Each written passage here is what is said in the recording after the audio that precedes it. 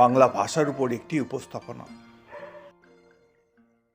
আপনারা অনেকেই জানেন, গুরুত্বের বিচারে, প্রয়োজনীয়তার বিচারে সারা পৃথিবীর 417টি ভাষার মধ্যে রাষ্ট্রসংঘ বাংলা ভাষাকে তৃতীয় স্থানে রেখেছে। আপনারা এটাও জানেন যে এই মুহূর্তে সারা বিশ্বে প্রায় 36 কোটি মানুষ বাংলা ভাষায় কথা বলেন, বাংলা পড়েন, বাংলা জানেন। আপনারা এটাও জানেন যে বাংলা এমন একটা ভাষা,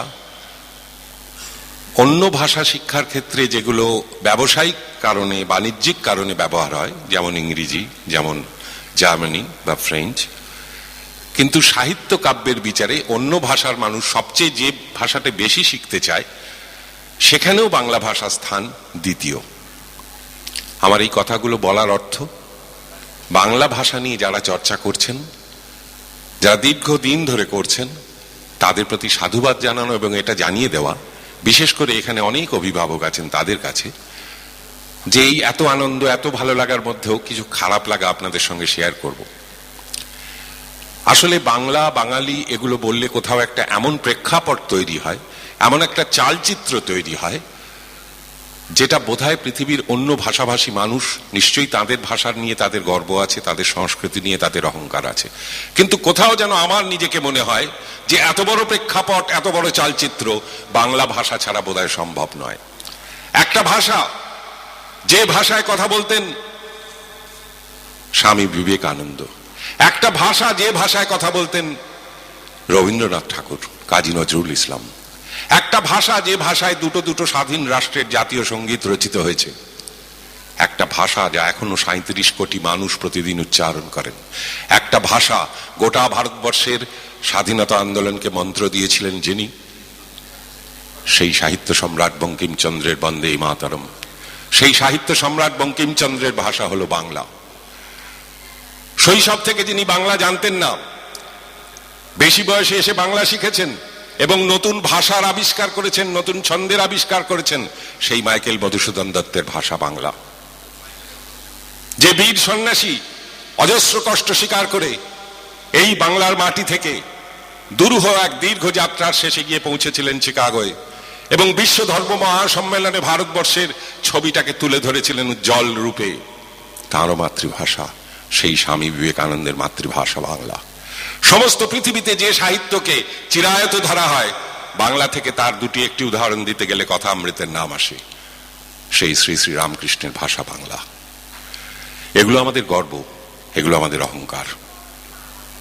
বাংলা ভাষায় যারা গান গেয়েছেন, বাংলা ভাষায় যারা নাটক করেছেন, বাংলার সাহিত্যে যারা চর্চা করেছেন, বাংলার কবিতাকে যারা সমৃদ্ধ করেছেন, তাদের কথা ভাবলে আমাদের গর্বে, অহংকারে, আনন্দে বুক ভরে ওঠে। কিন্তু যখন সামনের দিকে তাকাই, যখন আমার পরবর্তী সময়টার দিকে তাকাই, তখন দুঃখ হয়। আমি আপনাদের দু একটি ছোট অভিজ্ঞতা আপনাদের সঙ্গে ভাগ করে নেব, তাহলেই বুঝতে পারবেন কোথায় এসে দাঁড়াচ্ছি। সল্টলেকে একটা ওয়ার্কশপ হচ্ছে রবীন্দ্রসঙ্গীতের, সেখানে আমি এবং আমার অনুযোগ প্রতিম বন্ধু শ্রীকান্ত আচার্য গিয়েছিলাম। শ্রীকান্ত ব্ল্যাকবোর্ডে গান লিখে দিচ্ছিল লেখার জন্য ছেলেদের, পরে গানটা ওরা শেখাবে, শ্রীকান্ত, শ্রাবণী এরা।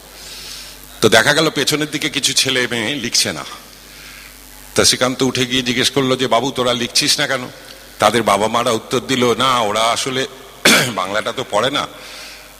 তখন শ্রীকান্ত জিজ্ঞেস করলো, সে তো অনেকেই ইংরেজি পড়ে, বাংলাটা ছোটর দিকে পড়ে না, কিন্তু এইটুকু বাংলাও জানে না। তখন বললো, না না, আসলে এখানে বাংলা সেকেন্ড ল্যাঙ্গুয়েজ আছে, কিন্তু আমরা ওদের সেকেন্ড ল্যাঙ্গুয়েজ দিয়েছি হিন্দি। বাঙালি সেকেন্ড ল্যাঙ্গুয়েজ দিয়েছেন হিন্দি, মা বলছেন। শ্রীকান্ত জিজ্ঞেস করলেন কেন? বললেন, না বাংলা ভাষাটা বড্ড কঠিন, হিন্দিটা খুব সহজ। যে আরজিকর মেডিকেল কলেজের এই আরজিকর ভদ্রলোক কে ছিলেন? বিশ্বাস করুন, ব্রিলিয়েন্ট স্টুডেন্ট। মানুষকে তারা চেনে না, তার জীবনকে তারা জানে না। তাহলে ক্ষুদিরাম বসুকে তারা চিনবেন না, প্রফুল্ল চাকিকে চিনবেন না, আচার্য প্রফুল্লচন্দ্রকে চেনার কোনো প্রয়োজন বোধ করবে না এই শিক্ষা ব্যবস্থা। তাহলে সেই বাঙালি কোথায় গিয়ে দাঁড়াবে? সেই বাঙালি কি আগামী প্রজন্মে কবিতা পড়বে? কবিতা শোনবার জন্য এইভাবে সময় পেতে হবে এক জায়গায়? হবে না। কিন্তু আমি আপনাদের কাছে প্রশ্ন করছি, নিজের বুকে হাত দিয়ে জিজ্ঞেস করুন, নিজেকে জিজ্ঞাসা করুন যে আপনার ছেলেটিকে, আপনার মেয়েটিকে আপনি চাইছেন সে একজন সফল মানুষ হোক। সফলতা কিসে? না সে যেন অনেক বড় হয়, বড়টা কিসে, না সে যেন অনেক ডিগ্রি ডিপ্লোমা পায়, ডিগ্রি ডিপ্লোমা কেন, না যেন একটা বড় চাকরি পায়, কেন না তাতে সে অনেক পয়সা, অনেক টাকা, অনেক ডলার রোজগার করবে, তাতে সে জীবনের বাস্তবিক সুখ বৈভবকে কিনতে পারবে, তার জীবনে কোনো অস্বাচ্ছন্দ্য থাকবেন না।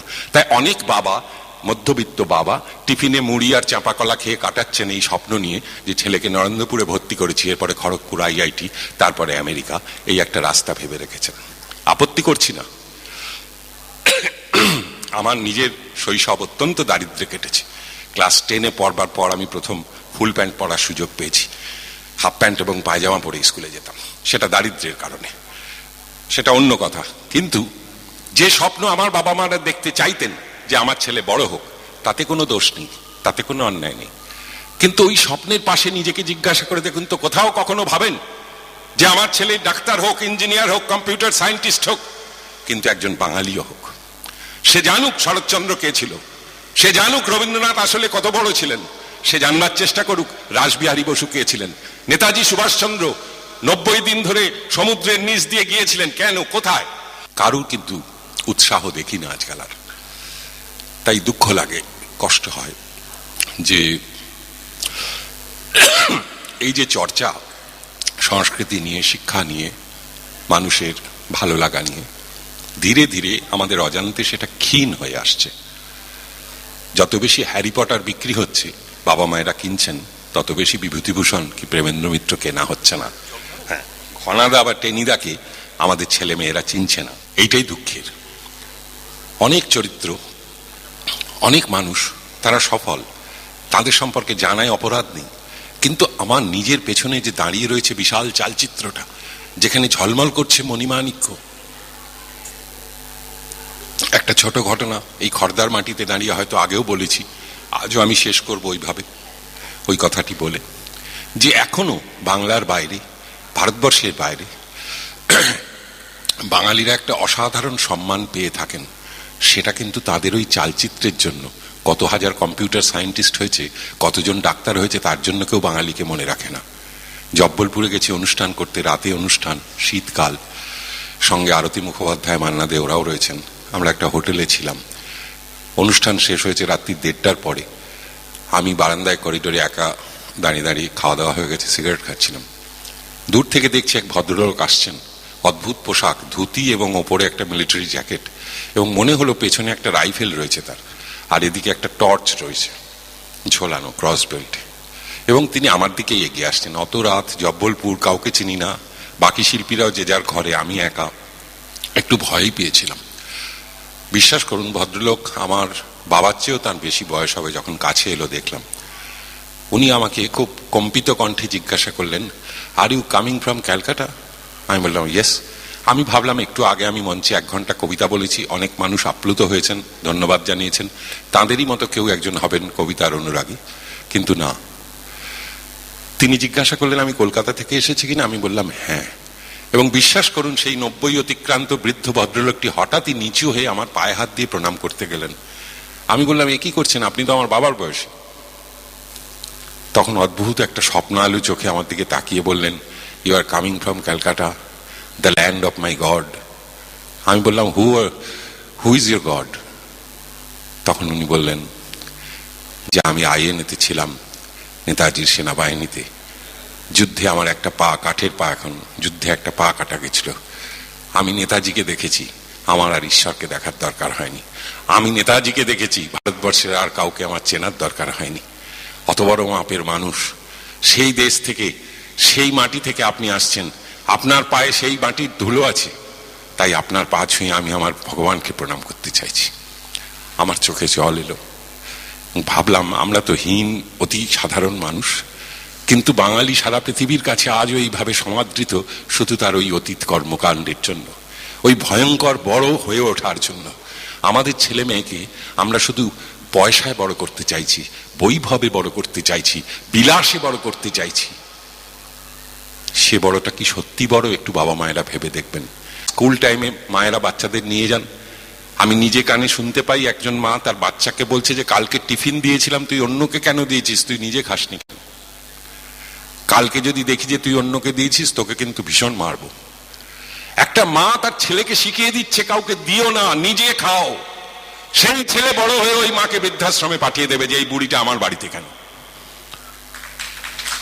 এই বুড়িটা আমার বাড়িতে কেন, আমি রোজগার করছি, আমি খাবো। আমার কে শেখালো?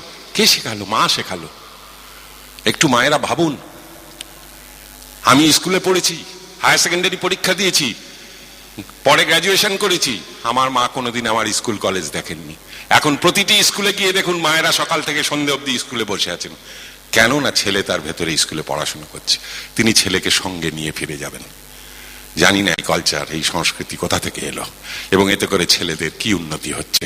চতুর্পাশে যুব সমাজের মধ্যে যে অবক্ষয় দেখতে পাচ্ছেন প্রতিদিন, প্রতি মুহূর্তে, গোটা পৃথিবীর কাছে বাঙালিকে লজ্জায় মাথা নিচু করতে হচ্ছে। একটু মায়েরা ভেবে দেখুন, একটু ছেলেদের ফুটবল খেলতে দিন। বিবেকানন্দ বলেছিলেন গীতা পড়ার চেয়ে ফুটবল খেললে বেশি লাভ হয়। একটু খেলাধুলো করতে দিন। একটা অনুষ্ঠানে আমি গিয়েছিলাম, পিকে ব্যানার্জি ছিলেন আমার সঙ্গে, কিংবদন্তি ফুটবলার।